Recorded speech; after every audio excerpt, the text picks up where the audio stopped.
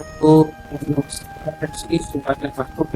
श्री महाकाल। जी हाँ भक्तों, तो आपका भी जो बच्चा है उसका जो मन है वो पढ़ाई लिखाई में बिल्कुल भी नहीं लगता।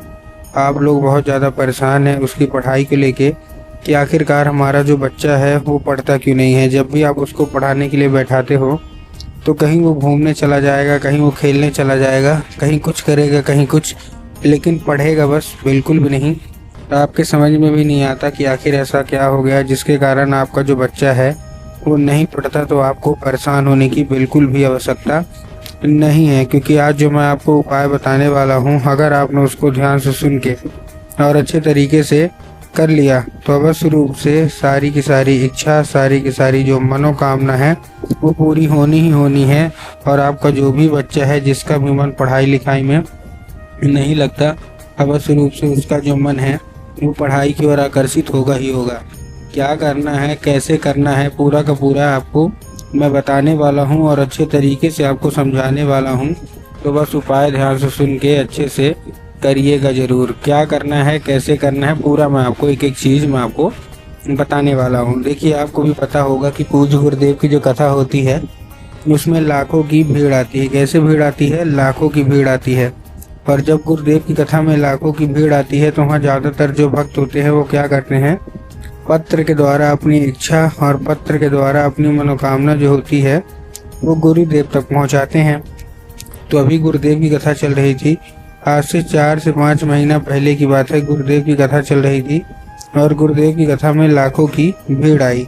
अब जब गुरुदेव की कथा में लाखों की भीड़ आई तो वहाँ ज़्यादातर जो भक्त थे उन्होंने क्या किया, पत्र के द्वारा अपनी इच्छा और पत्र के द्वारा अपनी मनोकामना जो थी ना वो गुरुदेव तक पहुँचाई। अब जैसे ही गुरुदेव के पास पत्र पहुँचा और गुरुदेव ने पत्र पढ़ा तो वहाँ गुरुदेव ने देखा कि ज़्यादातर जो भक्त हैं उनकी क्या है, केवल और केवल एक ही इच्छा और एक ही मनोकामना है। क्या कि गुरुदेव, हमारा जो मतलब बच्चा है ना उसका जो मन है वो पढ़ाई लिखाई में बिल्कुल भी नहीं लगता। हम लोग बहुत ज़्यादा परेशान हैं उसकी पढ़ाई को लेके कि आखिरकार हमारा जो बच्चा है वो पढ़ता क्यों नहीं है।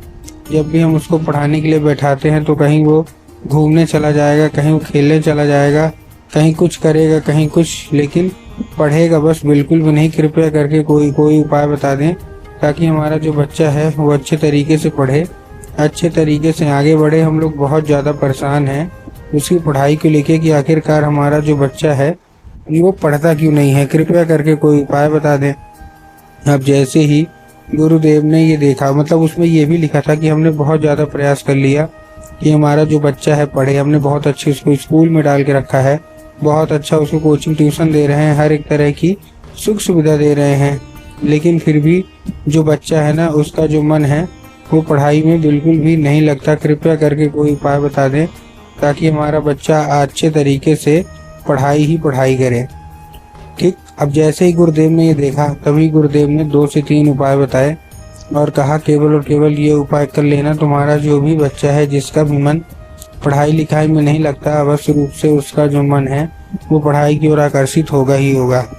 ठीक ना। अब जैसे ही गुरुदेव ने उपाय बताया तो लोगों ने जा जाके इस उपाय को घर में करना शुरू कर दिया। अब जैसे ही लोगों ने जा जाके इस उपाय को घर में करना शुरू कर दिया, वही लोग गुरुदेव की कथा में मात्र 1 से 1.5 महीने के बाद वापस आए। अब जब वही लोग गुरुदेव की कथा में वापस आए तो उन्होंने क्या किया, फिर से एक बार गुरुदेव को पत्र लिखा। लेकिन ये वाला जो पत्र था ये गुरुदेव को धन्यवाद के रूप में पत्र था कि धन्य हो आपका, आपके द्वारा बताया गया उपाय हमने कर लिया है, हमारी सारी इच्छा मनोकामना जो है वो भी पूरी हो गई है, आपका कोटि कोटि धन्यवाद। तो देखिए, जो लोग भी मेरी आवाज़ अभी सुन रहे हैं ना, अगर आपको भी जानना है कि आखिर ऐसा कौन सा उपाय है जिसको करने मात्र से इच्छा मनोकामना जो है वो पूरी हो जाती है, तो चलिए हम बताते हैं आपको आज की इस वीडियो के माध्यम से कि आपको करना क्या है। तो बस उपाय ध्यान से सुन के अच्छे से करिएगा जरूर। तो देखिए, जो हमारा सबसे पहला उपाय है, इस उपाय में आपको करना क्या है। इस उपाय में सबसे सिंपल से आपको लेना है 3 काली तिल और साथ में लेना है आपको 1 धतूरा। ठीक है, ले लिया। लेने के बाद अपने बच्चे के हाथ में देके उसको भेज देना है कहाँ, सीधा सीधा शिव मंदिर। अब जैसे ही आपका बच्चा शिव मंदिर पहुँचेगा, शिव मंदिर पहुँचने के बाद उसको बोलिएगा कि दक्षिण दिशा में खड़ा हो जाए और उत्तर की ओर अपना चेहरा कर ले। अब देखिए दक्षिण और उत्तर में भी ना बहुत सारे लोगों के मन में कंफ्यूजन आता है कि दक्षिण क्या है उत्तर क्या है, हमको थोड़ा साफ साफ बताओ। तब गुरुदेव ने साफ साफ बताया है कि आप जिस भी शिव मंदिर जा रहे हैं ना, उस शिव मंदिर का जिधर साइड जलाधारी होगा आपको अपना चेहरा उधर साइड करके खड़े हो जाना है। ठीक, खड़े हो गए।